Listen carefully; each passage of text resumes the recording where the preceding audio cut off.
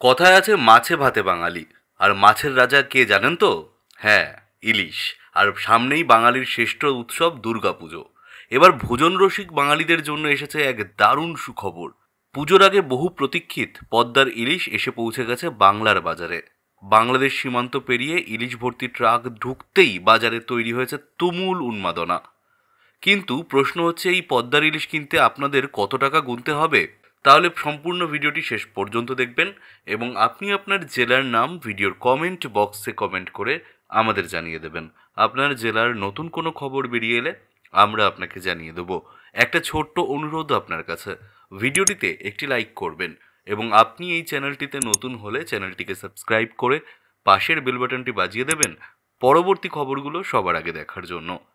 বাংলাদেশ সরকার পুজো উপহার হিসেবে এবার 1200 মেট্রিক টন ইলিশ রপ্তানির অনুমতি দিয়েছে।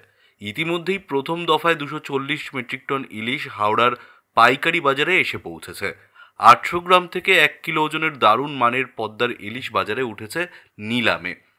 খুচরো বাজারে দাম পড়বে প্রতি কিলো 1600 থেকে 1700 টাকা। কিন্তু তবুও দুর্গাপুজোর মুখে পদ্মাপাড়ের ইলিশ পাওয়া মানেই বাঙালির মুখে জল, এ নিয়ে কোনো সন্দেহ নেই। 2019 সালে বাংলাদেশের প্রাক্তন প্রধানমন্ত্রী শেখ হাসিনা পুজোর আগে ভারতে ইলিশ পাঠানোর উদ্যোগ নিয়েছিলেন। সেই থেকে প্রায় প্রতি বছরই পুজোর আগে 2000 মেট্রিক টনের বেশি ইলিশ ভারতে এসেছে।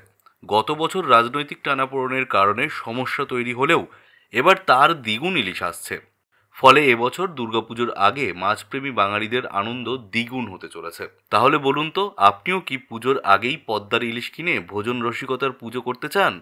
কমেন্টে জানাতে ভুলবেন না। আর ভিডিওটি ভালো লাগলে লাইক, শেয়ার এবং সাবস্ক্রাইব অবশ্যই করবেন। ধন্যবাদ।